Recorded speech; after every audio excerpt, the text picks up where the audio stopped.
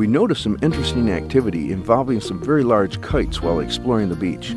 Come to find out, Tawas Point apparently also happens to be one of the best locations in the country, maybe the world, to experience the growing extreme sport of kiteboarding.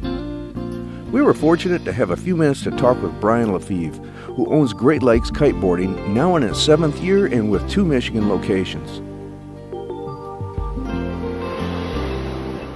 You know, for most of us that come out to the beaches and stuff, wind's kind of a pain. I mean, you come out here trying to throw your blanket down and it's blowing away. There's sand blowing all over you. Every time you set something down, it's blowing away. But there's some people that actually thrive on this wind, and I'm standing with one right now.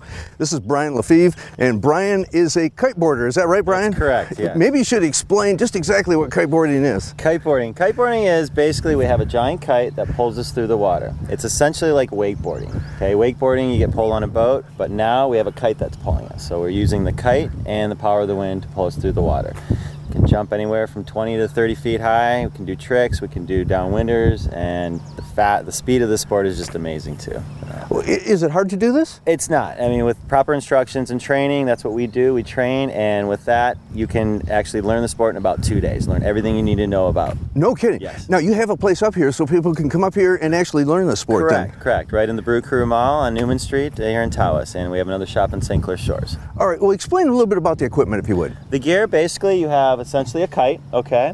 You have your lines that are attached to the kite. Those are 90 feet, okay, in length. And then you have a board, which is essentially like a wakeboard, okay? So basically, this is the 3 components: is your kite, your lines, and your board, and that's it. Okay, now it looks like you're wearing a harness. You do have a harness because we want to hook in.